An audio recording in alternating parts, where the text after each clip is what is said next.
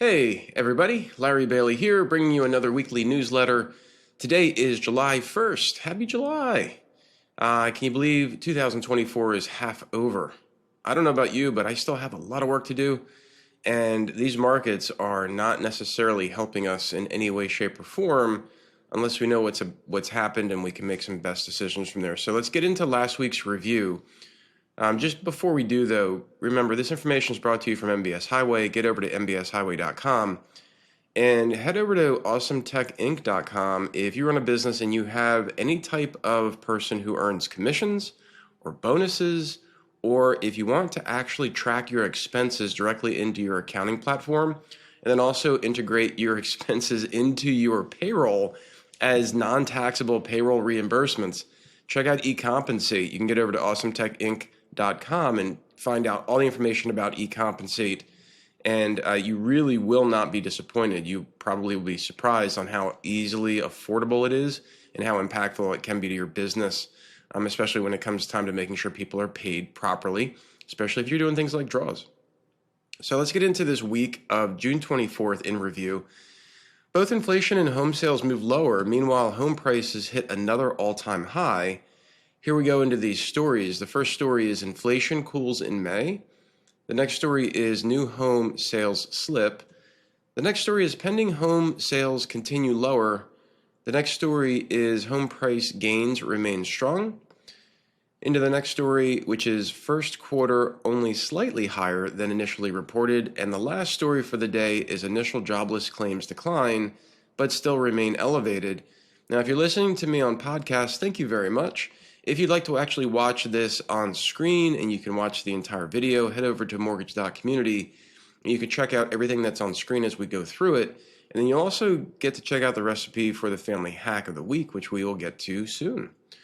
So the first story is inflation cools in May, and we have a nice image on here that gives us the wonderful personal consumption expenditures graph, really from the last 12 months, running from last June through current May.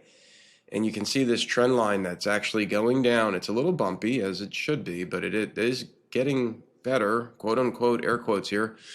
So while May's personal consumption expenditures, that's the PCE, showed that the headline inflation was unchanged from April, the year-over-year reading declined from 2.7% to 2.6%. The core PCE, the Fed's preferred method, which strips out volatile food and energy prices, that rose by less than 1.1% monthly. The year-over-year reading declined from 2.8 to 2.6%, which is an encouraging drop because this is the Fed's mandate, one of them, of stable prices. The bottom line here in this story is the Fed has been working hard to tame inflation, hiking its benchmark Fed funds rate. As a reminder, that's the overnight borrowing rate for banks to the Fed. 11 times they hiked that, really, between March 2022 and July 2023. These hikes were designed to slow the economy by making borrowing more expensive and lowering the demand for goods, so pricing pressure and inflation would shrink or get less. The Fed has held rates steady since last September because inflation had been making good progress lower late last year before stalling in the first quarter of this year. And while the Fed members have emphasized that they do not expect to cut rates until they're confident that inflation is moving sustainably towards their 2% target, which is, by the way, is measured by the annual core PCE. That's that one that, again, earlier in the story, dropped from 2.7 to 2.6. May's tamer inflation readings are a welcome sign along that trend line. So we'll see what happens. Here we go into the next story, and this one's all about new home sales slip. And we see an image on here gives us everything between signed contracts and the months of housing supply. And this information is brought to you from the U.S. Census Bureau and HUD. That's Housing and Urban Development, if you don't know what HUD is. So new home sales, which measures signed contracts of new homes, fell 11.3% from April to May, significantly missing forecasts that were expecting a rise. Signed contracts were also lower 16.5% than they were in May of last year. Interesting. So despite the pullback in sales, demand for new construction remains strong due to the persistent shortage of existing homes for sale. On that note, more, quote, available supply is needed to meet buyer demand. While there were 481,000 new homes available for sale at the end of May, which is slightly higher than the 474,000 seen in the previous report, only 99,000 of those 481 were actually completed, with the rest either under construction or not even started yet. So it's also important to note that the median home price fell 0.1% from April, but this was not due to falling home prices. Keep in mind that median means just the middle, and so the home prices actually continue to rise nationwide per the Case-Shiller and other appreciation indexes, as noted below in the next story here. The median home price, remember, that represents the mid price of sales, meaning it's influenced by the mix of sales in any given month. Builders are constructing smaller, more affordable homes to meet buyer demand, and that actually pushed that median home price slightly lower, comparatively speaking, of course. So we're getting to the next story here, and this is the pending home sales continue lower. So we have the National Association of Realtors, the NAR, brought us some data here, and we can see the differences between the 2021 average, 22, 23, and as of May of 24 average index. So the pending home sales fell 2.1% from April to May per the National Association of Realtors. That's the NAR. They're coming in well below estimates of a 2.5% rise, following a 7.5% decline seen from March to April. Sales were also 6.6% lower than they were a year earlier. This report measures signed contracts on existing homes, making it an important forward-looking indicator for closings on these homes as measured in the existing home sales report. So the bottom line here is the pending home sales index took another turn lower in April after a significant drop in March. That's 2 months, one after the other. NAR's chief economist Lawrence Yun explaining, quote, "The first half of the year did not meet expectations regarding home sales, but exceeded expectations related to home prices. In the second half of 2024, look for moderately lower mortgage rates, higher home sales, and stabilized home prices," close quote. We'll see, Lawrence. I don't know, man. That's a lot to unpack there. So Lawrence believes that we're going to see lower mortgage rates, which may or may not happen. If you're watching up here, mortgage rates actually got more expensive from Friday into today. So the cost of money for mortgages, at least, will be a little bit higher today. And the 10-year bond, actually, that yield increased. So naturally, these things go up and down. Again, I've been lending since I've been in mortgage banking since 93, really. First 20 years was strictly in retail sales. I always tell people, grab the money when you need it, right? You really can't wait for money to become cheaper. That is a bad bet. You might get lucky, but more often, way more often, you will lose money. So having said all that, we'll see what Lawrence's expectations here for 2024, see if they come true. Lawrence, I hope you're right, buddy. I hope you're right. All right, here we go into the next story. Home price gains remain strong. And so the Case-Shiller Home Price Index, which is considered the, quote, gold standard for appreciation, showed home prices nationwide rose 0.3% from March to April after a seasonal adjustment. I have no idea what a seasonal adjustment means.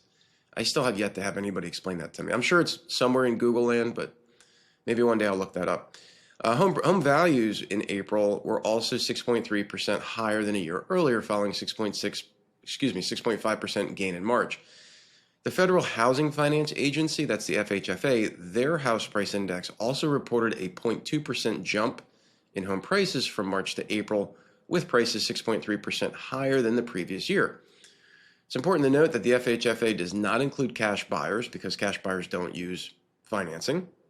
It also doesn't include loans that exceed the FHFA's limits for those states and those counties. And so because of that those kinds of housing transactions don't go into this home price index calculation, but it would be included in Case-Shiller. So on screen, you've got this image here between the Case-Shiller month over month and year over year. So you can see it's all pluses, plus, like everywhere. It's crazy. The bottom line here is, gang, for the second consecutive month, we've seen our national index jump at least 1% over its previous all-time high. That was a quote, as confirmed by S&P DJI's head of commodities, Brian D. Luke. These indexes show that the homeownership remains a fantastic opportunity for families to create wealth. I'm telling you, like, I looked at my personal commentary here. I looked at my 401k that I haven't touched in, I don't know, 2 years. And I just saw, I'm like, hey, your personal return is 8.7%. I'm like, what? Like, how does that happen? The home that I bought, I don't know, what is it, 5 years ago now, is literally up 100% over what I bought it at. And I mean, I've done work to it, but I haven't done 100% of work to it. Like, that's just crazy. So bottom line is, if you can get into a house and you can find a home that you can afford, please get with somebody to help you get that mortgage to get in that house. And if for whatever reason you can't find that person, or you feel like you don't know, you have questions about home financing, those kinds of things, just email me. You can use larry@atihelps.com. I've been helping people with mortgages literally for over 30 years. It's not rocket science, but you do have to know what the heck you're doing. And unfortunately, there are plenty of people out there who just kind of got in on the refinance boom. They really don't understand the long play of how to actually create home ownership and affordability options. I do. And so coincidentally, by the way, I'll be making more announcements about this later, but yeah, I'm taking steps to actually create a home ownership path. Basically, it's going to be Credit Plan HQ. There's no website yet, but that's really I'm taking steps with some partners to create a home ownership education and credit education plan, making sure people are ready for home ownership, because you have to get involved with real estate. And renting works for a lot of folks. Don't get me wrong. Renting works for a lot of folks. But it also, if you can find a home that you can afford, it actually, in a lot of cases, creates wealth right under your feet. So you can keep moving up that ladder, whatever that ladder is for you, to create wealth for yourself or even for your family. All right, let's get back to these stories. Next story is first quarter only slightly higher than initially reported. So the U.S. economy grew more slowly than previously thought during the first quarter. Oh, so this is the final. Right? So remember that when it comes out to GDP, there's three reports: there's the initial, modified, and final. This is all about the final. So, so the Bureau of Economic Analysis does their final reading for the GDP, and for that period showed a 1.4% growth. While this was above the 1.3% pace in the second estimate, it's ultimately lower than the 1.6% pace of the first estimate. And this is well below the 3.4% growth seen in the fourth quarter of 2023. Bottom line here is this is actually good. GDP functions as a scorecard for the country's economic health, so signs of a slowdown are a concern. I say it's good because I'm looking for lower interest rates. He's saying, the story's saying it's bad because his GDP slows. And as a reminder, the U.S. economy runs the world, point blank. So any deceleration in our GDP is going to ripple. It's going to create a butterfly effect for literally the entire world. So the story goes on to say the deceleration in GDP for the first quarter of 2024 can be attributed to declines in consumer spending, exports, and the state and local government spending. Well, again, the Fed's mandate was to try to slow down spending. So if we slow down spending, great job, Fed. You did your thing. Here's the next story. The initial jobless claims declined but still remain elevated. So initial jobless claims fell by 6,000 in the latest week, with 233,000 people filing new unemployment claims. There were also 1.839 million people still receiving benefits after filing their initial claim, as continuing claims increased by 18,000. Bottom line here for this story is initial jobless claims followed 3 straight weeks of increases with a modest decline of 6,000. Continuing claims are also still trending near some of the hottest levels we've seen in recent years, suggesting that the pace of hiring has slowed. The Fed will closely be watching for any rising trends of unemployment claims as they weigh monetary policy and the timing for rate cuts. Remember, they have 2 mandates in this universe. 1 is price stability, 2 is maximum employment. So we'll see what that is. Hey, listen, if you're listening on podcast, there is another reason to get over to mortgage.community to check out the family hack of the week. July 4th is this week, all right? So if you celebrate July 4th, there are some red, white, and blue ice pops here that you can enjoy on July 4th. These are from the Food Network.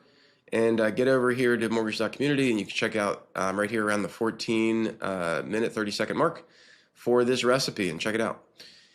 And that brings us to what we're going to look for this week. We'll see more appreciation data from CoreLogic on Tuesday, and then labor sector news will dominate the headlines. Look for upcoming job openings. That's the JOLTS report Tuesday, private payrolls and unemployment claims Wednesday, and non-farm payrolls and the unemployment rate on Friday. Remember, the markets will close early on Wednesday, and they'll be closed all day Thursday in celebration of our nation's birthday on July 4th. And as always, please be mindful of your pets. Be mindful of your neighbor's pets. I know fireworks are awesome, but these things rattle the pets and wildlife, and just be mindful. If you're out there driving, please drive safely. And if you're out there doing other things that might impair your ability to drive safely, please get somebody else to drive. Take an Uber, take a Lyft, or just settle in for the night and enjoy wherever you're going to be. My name's Larry Bailey, and I always appreciate you guys paying attention to what we're doing here. That was the read-through for the week of June 24, 2024 in review. And you can always check this out on mortgage.community. And like I said earlier, if you're ever out there looking for a mortgage, you're looking for just straight information about financing, I give it to you straight. And I'll tell you exactly what to do and how to do it. You can reach me using Larry@atihelps.com. We'll see you guys.